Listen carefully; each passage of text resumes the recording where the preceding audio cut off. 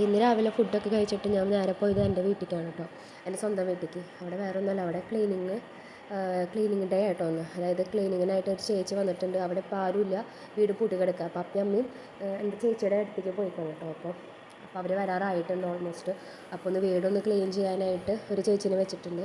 അപ്പോൾ ഞാനും ഒന്ന് ഹെൽപ്പിന് വേണ്ടി പോയതാണ് കേട്ടോ. അപ്പോൾ എനിക്ക് ചെയ്യാൻ പറ്റാവുന്ന കാര്യങ്ങളൊക്കെ ഞാനിങ്ങനെ ചെയ്തു കേട്ടോ. അതായത് രൂപക്കൂടൊക്കെ തുടയ്ക്കൽ, ഷോക്കേസ് ഒന്ന് വൃത്തിയാക്കൽ, അങ്ങനത്തെ കാര്യങ്ങളൊക്കെ ഞാൻ ചെയ്തു കേട്ടോ. പിന്നെ അല്ലാണ്ട് ചേച്ചിക്ക് കുറേ പണികളുണ്ട് ചെയ്യാനായിട്ട്. ബാത്റൂംസൊക്കെ ക്ലീൻ ചെയ്യുക, അതുമാതിരി തന്നെ പൊടികളും ഉപയോഗിക്കാതെ കിടക്കുന്നത് കാരണം പൊടിയൊക്കെ അത്യാവശ്യം ഉണ്ടായിരുന്നു കേട്ടോ. അപ്പോൾ അതൊക്കെ ചേച്ചി ചെയ്തു. അപ്പോൾ ഇടയിൽ കൂടെ ഞാനും ഇങ്ങനത്തെ കുറേ അല്ലറ ചില്ലറ കാര്യങ്ങളൊക്കെ ഞാനും ചെയ്തു കേട്ടോ. പിന്നെ എത്രയൊക്കെ പറഞ്ഞാലും നമ്മുടെ വീട് നമ്മൾ വൃത്തിയാക്കണേൻ്റെ അത്രയും നമുക്കൊരു സാറ്റിസ്ഫാക്ഷൻ നമുക്ക് കിട്ടില്ല.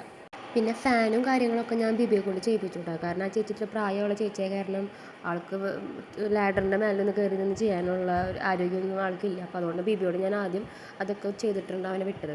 പിന്നെ ഈ ഒരു ഫ്ലവർ വേസ് എന്ന് പറയുന്നത് എൻ്റെയോ ലിനുവിൻ്റെയോ കല്യാണത്തിന് ആരോ അങ്ങോട്ട് ഗിഫ്റ്റ് തന്നതാണ് കേട്ടോ. എന്നാണ് എൻ്റെ ഓർമ്മ. പക്ഷെ നല്ല ഭംഗിയുണ്ട് കാണാനൊക്കെ ആയിട്ട്. പക്ഷെ ഇങ്ങനെ പുറത്ത് നമ്മൾ ഫ്രീ ആയിട്ട് വെച്ചേക്കണം, കാരണം ചെറിയ ഇതിൽ പൊടിയൊക്കെ അതിൻ്റെ മുകളിലുണ്ട് കേട്ടോ. അമ്മ ഉണ്ടായ സമയത്തൊക്കെ അമ്മ ഇവിടെ ഇങ്ങനെ ക്ലീനൊക്കെ ചെയ്യായിരുന്നു. ഇതിപ്പോൾ കുറച്ചധികം കാലമായി അമ്മ പോയിട്ട്, ഓൾമോസ്റ്റ് ഒരു 6-7 മാസമായിട്ടോ.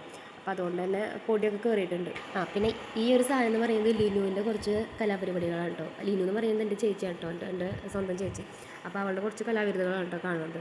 അതൊക്കെ ഒന്ന് വൃത്തിയാക്കിയിട്ട് ഒന്ന് തുടച്ച് വെക്കണം. പിന്നെ അത്യാവശ്യം പൊടികളൊക്കെ ഉണ്ടാകട്ടോ ഞാൻ മാസ്കൊക്കെ വെച്ചേക്കുന്നത്. എനിക്ക് പൊടിയൊക്കെ വന്നു കഴിഞ്ഞാൽ പെട്ടെന്ന് തുമ്മലും പിന്നെ ചൊറിച്ചിലൊക്കെ വരും. ഡസ്റ്റ് അലർജി ഉള്ളതാണ് കേട്ടോ എനിക്ക്. പിന്നെ അതേ എത്തിച്ച് നോക്കണത് ഏതോ വണ്ടിയുടെ സൗണ്ട് കേട്ടാണ് എത്തിച്ച് നോക്കണത്. അപ്പോൾ ഇത് ഇത്രയേ ഉള്ളൂ. ഇനി അടുത്ത ക്ലീനിങ് അടുത്ത പാർട്ടായിട്ട് ഇടാം കേട്ടോ.